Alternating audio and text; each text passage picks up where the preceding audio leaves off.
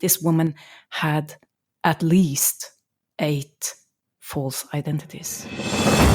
Welcome to Cold War Conversations. Poland's military leader, General Jaruzelski, urged the Polish people tonight not to demonstrate on Tuesday, the second anniversary of the founding of the banned trade union Solidarity. Just down this road, the South Vietnamese forces regroup once again, and we're trying to fight off the advancing North Vietnamese. Well, if there was a third man, were you in fact the third man? No, I was not. You think there was one? No comment. 5, 2, 7, 1, 6, 6, 9, 8, 8, 3. There's an area near Bergen, Norway, known as the Isdalen, or the Ice Valley. It's also nicknamed Death Valley, due to the area's history of suicides in the Middle Ages and more recently hiking accidents. In November 1970, a man and his 2 young daughters noted an unusual burning smell and to their horror discovered the charred body of a woman located among some scree. Now, if this podcast was a magazine, you wouldn't mind paying a few quid or dollars a month. So I'm asking you to support us for the bargain price of $3 a month. In the last few weeks, Pete Hobson, Richard Goyette, Hamish McIntyre, Alastair Bassett, David Roberts, James Marks and Richard Harvey have joined in helping to cover the show's increasing costs and keep us on the air. Plus, they've got that sought-after Cold War Conversations coaster to look forward to too. Just go to coldwarconversations.com/donate for extra information. So back to today's episode. We speak with Marit Higraff, an investigative reporter for the Norwegian broadcaster NRK, who has investigated this case and is the co-presenter of the Death in Ice Valley podcast. We welcome Marit to our Cold War conversation.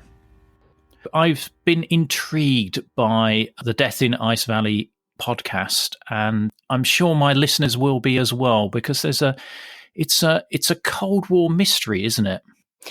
Yeah, it is actually. The story is about a woman found dead in a remote valley in Norway in 1970. And the mysterious thing about this lady is that the police didn't manage to find anything out about her identity. The labels had been removed from her clothes and scratched from her items. And still today, almost 50 years later, nobody knows who she was. And how did you first hear about the story? Well, the story has been, every now and then, it has been in the newspapers here in Norway as an unsolved mystery, but not very much for the last decades, let me say it that way. But we started as investigative journalists here in my organization, NRK, Norwegian Public Broadcasting.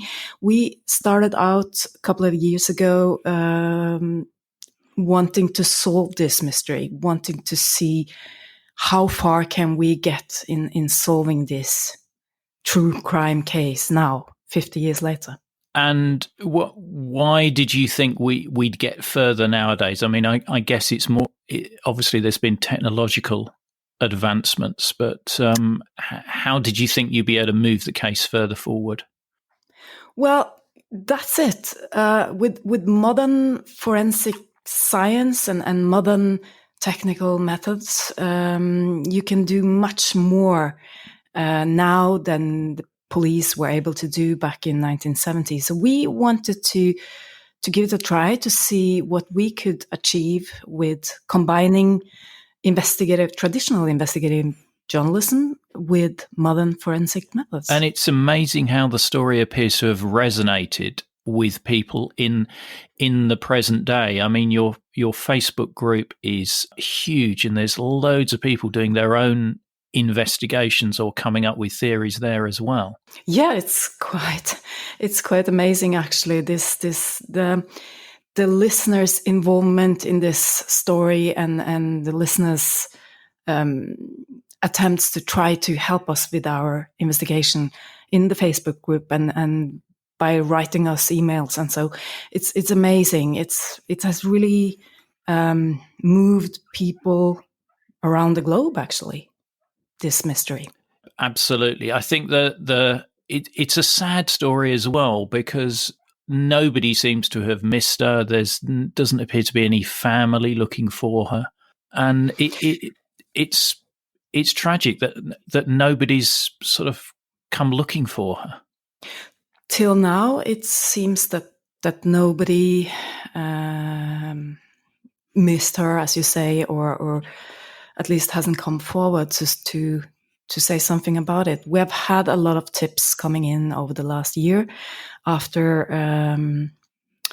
launching our podcast series. It's such a strange case. It's such a sad story and a very, very mysterious story because there are so many clues and angles all around this case that makes it, like you say, a Cold War story in a way, because what we do know, we don't know much about the woman. We know more now than we knew before starting up our investigation. What we do know for sure is that she wasn't a Norwegian. She died under very strange and sad circumstances in Norway, but she was for sure not Norwegian. So that's why we try to reach out there to that person or those persons who might know something, who might recognize something about this woman that leads them to think, well, this could have been my aunt or late neighbor. Yeah. So if we just elaborate a bit more on the circumstances here, because she's discovered, her body is discovered in a remote valley outside of Bergen, and it appears as though she has died from falling on a fire.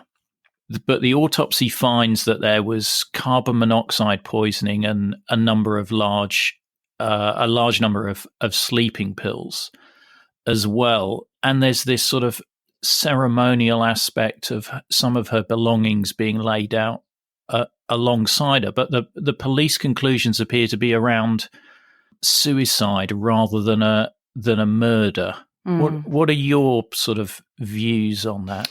Well, I don't want to give away too much for those of you who wants to listen to the podcast about our findings, but there were some very strange circumstances around her death, and the police managed to find out quite a few things about her and her pattern of traveling, let me put it that way, that made it even more strange. Who was this woman? What was she doing in Norway? Why was she traveling that much? And what was her mission?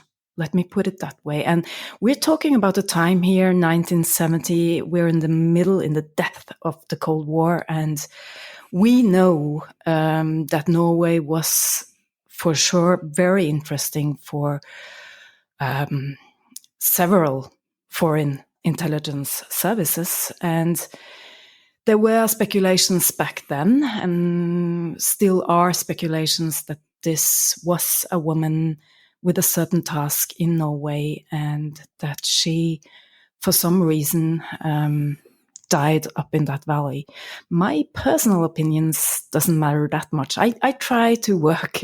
I know this is boring to listen to, but I really honestly try to work as objective as possible, because as a journalist, I think that is the only way to attack such a case. But of course, I'm a human being as well. And I have worked this case for such a long time and in such depth that, of course, I have a lot of thoughts. And the circumstances around that the police concludes with suicide and that nothing indicates that she was a spy, well, those conclusions came after only 3 weeks investigation. And that was, for sure, a very strange conclusion. Yes. Yeah, because the whole sort of espionage link is, an interesting one. And I know my listeners are, when I put on an episode which is Cold War espionage, it does tend to be more popular than some of my other eclectic episodes. And this does have the sort of feel of there's an element of secrecy here in terms of her activities and the way that she, the contents of her suitcases and various bits of paperwork that come up as well, that sort of lend themselves to this isn't a straightforward case. There's something odd going on here. Yeah, I mean, all of it, all the clues and leads points to that she had some sort of mission. And again, we're talking about 1970 here. And Norway as an interesting country with the border to Russia and as a NATO member. And there were witness observations of her near the test site of the so-called Penguin missiles in Norway at the time. So everything in the case actually points to that she was on some kind of a mission. For whom? We don't know. But of course, I mean, it is, as a lot of listeners have been pointing out, there are other possibilities. Was she just a lonely woman flying from something or some sort of mental illness involved? Everything is possible, but yeah, the main leads definitely points to a connection with the Cold War going on. Yes, and as a objective journalist, you're ruling nothing out and ruling nothing in, which is just what I would expect. I mean, it's interesting because listening to the podcast, you do talk to various espionage experts, and there are some question marks around some of her behavior as to whether that would be something that an agent would do, because she does come across, certainly from the eyewitness accounts, as being quite conspicuous in terms of her activities, I think. Yeah, we speak in the podcast. We speak with several sources, a former KGB agent, an expert, historian of the Cold War period, and the experts points us in different directions. Actually, some say, well, it wasn't normal for an agent to have several identities because this woman had at least 8 false identities. Other again say, well, there were agents having several false identities. But of course, there are so much in between. She was maybe not an agent, but she could have been a courier. And then that would explain some of her behavior and travel pattern. Yeah. Did you feel that you were being blocked in any way, particularly when you went down the espionage angle, in terms of getting information from official sources, even though it was such a long time ago? No, we haven't been blocked. As a matter of fact, the reason that we could go into this investigation and sort of reopen it as journalists was the access to the archives, the access to the files, the police work from 1970. We got a total access from the Norwegian police, or better say, from the state's archive, because the case is so old. So the case is now in the state's archive. So we have been able to read up on everything that is accessible to us. And we have been to a lot of different archives in our search for the truth here. What is not available to us is the intelligence archives here in Norway. I would have loved to have a look in there to see if there's a file on the Isdalen woman. And so your inquiries there, do they say there's no file or that you can't have access to it? Oh, well, their answer is as the normal answer from most intelligence services. We can't confirm or deny. You're right. Yeah. Right. And it's safe to say that Norway was sort of, it was in the front line of the Cold War, having a border with the Soviet Union at the time. And there were various other incidents in Norway that were a bit strange in terms of people dying suddenly and things like that. I know there were other things going on as well with Mossad operating in Norway as well, where they killed somebody in error who I think they thought was part of the Munich Olympics attack. But there are other sort of, oddities in Norway's Cold War history that indicate that this perhaps isn't just an isolated case. Yeah, we have been looking into. You're right. There were several strange deaths of foreigners in Norway around 1970. We have been looking into some of the others, and there seems to be a reasonable explanation for those. They are not that mysterious as this one, the Isdalen woman case. It's totally different in all the mysterious clues around it. And then you have, it's right, as you said, you have the Lillehammer case. Ahmed Bouchiki was a man who was accidentally killed by Mossad agents in Norway, in Lillehammer, 1973. And they were caught, the agents from Mossad, back then. So it was quite a story, actually, here in Norway. And yeah, there was a couple of things going on in Norway around the time. Yeah. No, all interesting stuff. I mean, as I said before, you spoke to some intelligence people. How did you feel that you were getting the absolute truth out of them, or did you feel that sometimes they were just hiding some of the story there? Well, let me put it that way. We have a lot of sources, and we have been speaking to a lot more sources, also intelligence people, than we bring in the podcast, because not all of them are willing to give an open interview.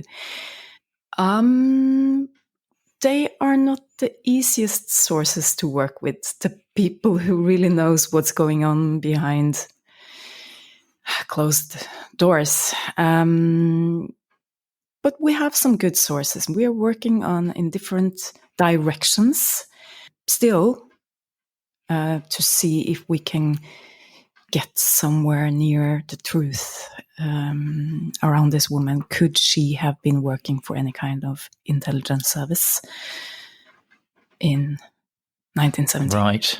Right. You're tantalizing me there. Now, as far as trying to identify her, I mean, there was nothing within her belongings that allowed easy identification, it's safe to say. In fact, there were, active measures to obscure any identification in her belongings. But I can, see from the research that you've done, you've got some sort of indication as to the area that she might have certainly grown up in or had her formative years. Yeah, whether she did it or somebody else did it, somebody did quite a good job in hiding her identity, because even when the police, a couple of days after finding the body, they managed to find her suitcases stored at the train station in Bergen, and 2 suitcases containing a lot of clothes, a lot of, let me put it that way, mysterious stuff like glasses without correction in the lens, a code note, things like that, but nothing that indicated who this woman actually was. And that it was a thorough job, we know that now, because almost 50 years later, we still haven't managed to find her identity. But we try to attack the case with modern forensic science to see whether we can narrow down the area. Like I said, we know this wasn't a Norwegian. We know this was a foreigner. But we have been trying to work with modern forensic science to narrow down the area she possibly came from. And we have succeeded. The world is big, but her world is smaller now. So we have narrowed down the area she could have grown up. But it's still a huge area to search for us. Yeah. Interestingly, listening to the podcast, you talk to a number of eyewitnesses who, worked in the hotels that she stayed at and, were able to give what I found incredibly quite vivid descriptions, even though it was, 30 years ago. And I'm not, trying to say that they're not giving you an accurate account, but how did you determine whether an eyewitness account was credible or not? Well, that is another difficult thing for us. The time is not working for us. It's against us. I mean, almost 50 years has passed. So when starting up the work with this investigation, we started out by going through all witnesses, all police people working on the case and so on, and to track them down. Where are they? And are they still alive? And unfortunately, of course, I mean, most police people working with this was a huge investigation for the Bergen police, and most of the people working with it was senior officers back then, meaning they are very old now or they're dead. So, and that the same goes for the hotel witnesses. Some of them were younger, and that's the reason why they are still alive. So there weren't too many people to choose from. So I have been through most of the people still alive. I've interviewed most of them, spoken with most of them. And then, as you say, almost 50 years has passed, and we know that witness descriptions are being colored from different things, from time passing by, decades passing by, from what they've been reading in newspapers and hearing in television about the case and so on. But still, we also have their fresh descriptions from back then, that they're written down interrogations by the police, so we can compare. And I think the witnesses give us quite a good description about this woman, and yeah, I think you can trust at least parts of it. Yes. Yeah. I found it interesting because she was in a shop and trying to buy some boots. There's quite an interesting description there, and as I said, they're quite vivid. It's not just what she looked like; it's also, the smells around as well, which is interesting. That's interesting. Yeah, that's very interesting. What we bring in the podcast is this shoe shop guy. He sold her a pair of rubber boots in Stavanger in 1970, and he's telling about the smell. He definitely remembers that. He is a polite guy, so he has problems saying this, but that he says she didn't smell good, and he says he didn't recognize the smell back then. also his colleague in the shoe shop could remember this smell, and both of them are saying we couldn't recognize it back then. It was 1970. We didn't know what is this smell. But later on, we had learned about garlic, and we think it was the smell of garlic. And some of our listeners have been discussing that, and, well, could they know? Was it garlic? They couldn't know. They couldn't possibly know, because garlic wasn't in Norway. It wasn't known in 1970. It wasn't a normal thing in our cuisine. But I can tell you and your listeners now that he or those people in the shoe shop weren't the only one pointing out the bad smell of garlic from this woman. There were several witnesses actually pointing that out. And that's a very interesting and accurate observation. Yeah. Now, I was reading that someone is making a spy thriller TV series about the story. Do you know much about that? Not more than you, I guess. The interest around this case has grown and become huge all over the world through this last year after we launched the podcast. So I am being interviewed a lot from different medias in different countries. You mean this isn't an exclusive, Marit? Oh, no. It's not the first, no. and people want to, articles have been written and people want to write books and they want to make television series and so on. And I can understand that. It's a really fascinating, tragic and mysterious story. Yeah. But I the way that you do the podcast is incredible, and I know it's not just you; it's you and Neil, and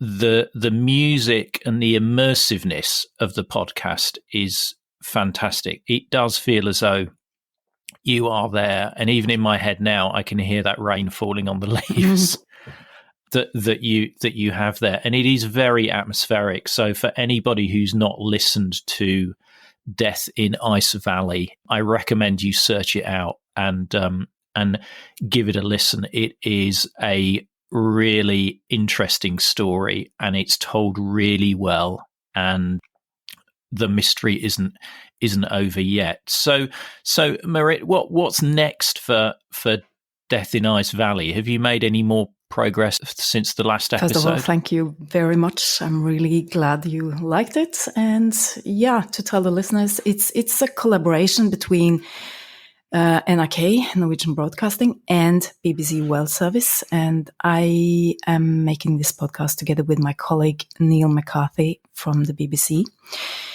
And we are still working on the case, definitely. We are now in a research mode, and we're trying to get closer still to the truth. And if and when we manage to find out more about this woman, we will for sure come back with a new episode on Death in Ice Valley. We try to, our way to go on with this investigation is to work on the identity question, because there are a lot of open questions. Who was she? What was she doing in Norway? Who was she working for? What was her mission? Was she a spy? And we think that the answer to the questions begins with the identity. First of all, we have to try to find her identity, because then we can maybe manage to find the other answers. Right. So how can Cold War Conversations listeners help you with the mystery of the Isdalen woman? Well, if somebody out there has something they think might be relevant to me, please write me an email or contact us through the Facebook group. Yes, you're welcome to, very much so. My email is my name, marit.higraff@nrk.no. Right. Well, it would be great if it's a Cold War Conversations listener that gives you the big break, but I'm afraid I can't promise that for you. our listeners will certainly be intrigued by this Cold War story.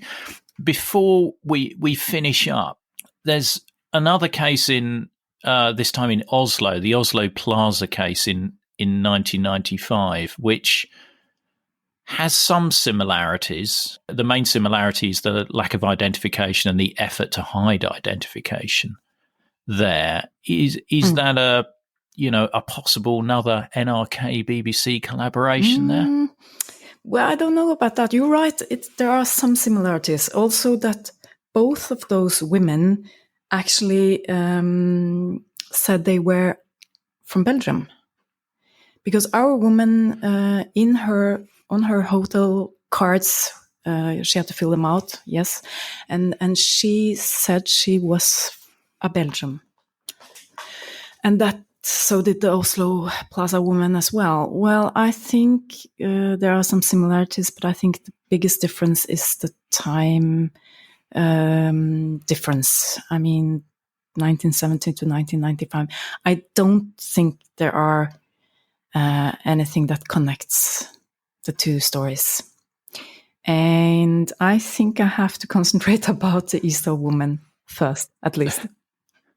Got your hands full with that one. I sure do. Well, Marit, it's been a real pleasure speaking to you about this case. Obviously, wish you every success. But if people want to stay posted on this, Death in Ice Valley Facebook page is probably a good place to sign up to. But as I said before, do download the Death in Ice Valley podcast. It is really well produced. Far better than my feeble efforts, and it's a great listen. I was riveted to it, so do download that. Marit, thank you for taking some time out of your day to talk to us. I really appreciate it, and I really hope we can be of some help to you. Thank you so much for having me. Thank you.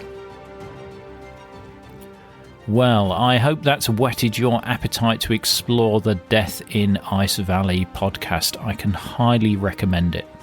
There's further information on this episode in our show notes, which can also be found as a link in your podcast app. If you like what you're hearing, please leave reviews in Apple Podcasts and share us on social media. Don't forget to tag us as well. If you can't wait for next week's episode, do visit our Facebook discussion group where guests and listeners continue the Cold War conversation. Just search for Cold War Conversations in Facebook. Thank you very much for listening. It is really appreciated. Goodbye.